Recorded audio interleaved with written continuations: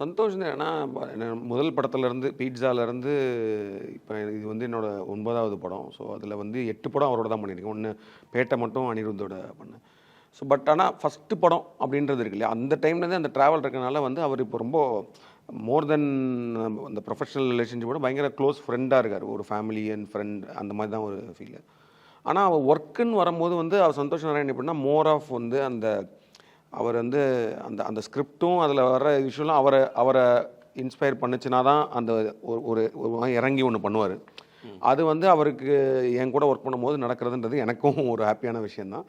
இந்த படத்தில் எஸ்பெஷலி ரொம்ப ஏன்னா நாங்கள் இந்த படம் ஸ்க்ரீன் ப்ளே முடிச்சுட்டு ஒரு தடவை அவர்கிட்ட கதை சொல்லி பேசும்போதே நான் சொன்னேன் வந்து லவ் வந்து இந்த படத்தில் ஒரு பிரதானமான ஒரு எமோஷனாக இருக்குது. ஸோ நிறைய சாங்ஸ் தேவைப்படுது.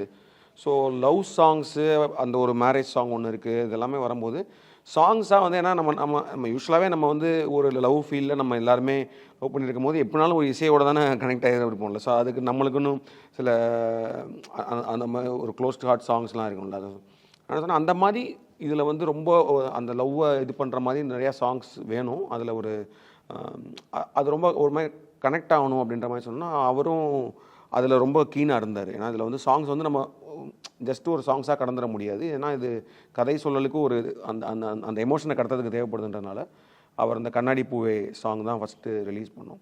ஸோ அது வந்து ஏன்னா ஃபஸ்ட்டு வந்து நான் வந்து மைண்டில் வச்சுருந்தது ஒரு அஞ்சலை பாட்டு மாதிரி ஒரு ஜெயிலுக்குள்ளே ஒரு ஒரு ஒரு ஸ்லைட்லி ஒரு அந்த அஞ்சலை ஜோனில் பண்ணலான்ற மாதிரி தான் இருந்தேன்.